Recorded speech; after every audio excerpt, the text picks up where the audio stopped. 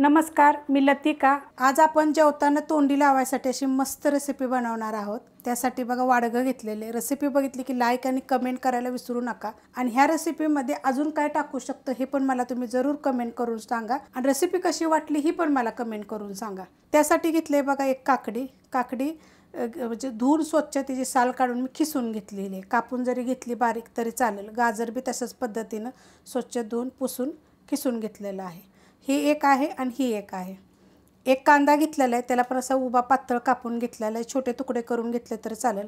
अर्धा टोमॅटो घेतलेला आहे, तर हे आपण टाकून घेऊया। त्यात टाकायची आपल्याला कांद्याची पात। तुम्ही त्या ही जे कांदा जे घेतलाय ना, ह्याच्या जागी पातीचा कांदा जरी घेतला तरी पण चालू शकते, काही हरकत नाही आहे। त्यात टाकायची हिरवी मिरची, कमी तिखटवाली आणि एकदम बारीक कापलेली, कुटून घेतली तरी चालेल। आणि जर तुम्ही मिरची खात नसेल तर थोडीशी मिरची पावडर जरी घेतली तरी चालेल। आणि जरी नसेल आवडत तर नाही टाकली तरी पण चालू शकते। त्याच्यामध्ये टाकणार आहे हे डाळिंबीचे दाणे, त्यात टाकायचे थोडीशी कोथिंबीर।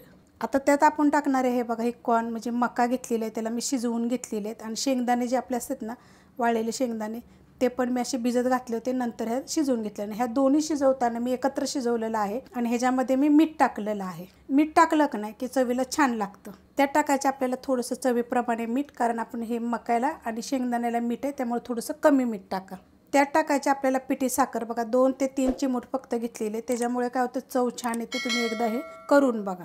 आता त्यात टाकायचे आपल्याला दही बघा, एकदम घट्ट असं दही आहे, फ्रेश दही। दही कसं लावायचं ह्याची पण मी रेसिपी अपलोड केलेली आहे। आणि कोशिंबीर, सलाद, खूप रेसिपी मी अपलोड केलेल्या आहेत। 4 ते 5 चमचे टाकायचे, जेवढं कमी जास्त लागलं तर आपल्याला अजून आपण टाकू शकतो। तर हे चांगलं मिक्स करून घेऊया। मस्त असं बघा मिक्स केलेलं आहे। ह्याच्यामध्ये पाहिजे तर थोडीशी जिरेपूड टाकायची, भाजून जी कुटलेली असते ना, ती जरी जिरेपूड थोडी टाकली तरी चालेल। काळी मिरी आहे ना, ती जर थोडीशी कुटून जरी टाकली तरी पण छान चव येते, करून बघा। आता ह्याच्यामध्ये आपण टाकलेलं आहे दही। तुम्हाला पाहिजे तर ह्याच्यामध्ये दही न टाकता लिंबाचा रस पण टाकू शकता, मस्त असं लागल। आता तुम्ही सांगाल की ही शेंगदाणे मका ह्याच्यामुळे चव छान येते, करून बघा। आता ह्याच्यात तुम्ही अजून काय टाकू शकता, तुम्हाला पाहिजे तर तुम्ही ह्याच्यामध्ये बीटरूट टाकू शकता। बीटरूटच्या तर खूप रेसिपी मी अपलोड केलेले आहेत। हे सगळं साहित्य टाकून वेगवेगळ्या पद्धतीनं पण मी अपलोड केलेले, हे चवीला छान लागतं।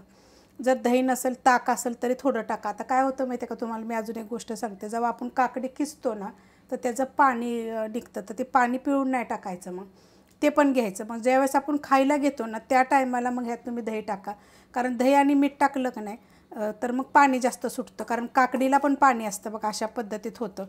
तर खायच्या टायमाला सगळं चिरून घ्यायचं, नंतर जरी तुम्ही काकडी खिसून जरी टाकली का नाही तर मग जास्त असं पाणी होत नाही।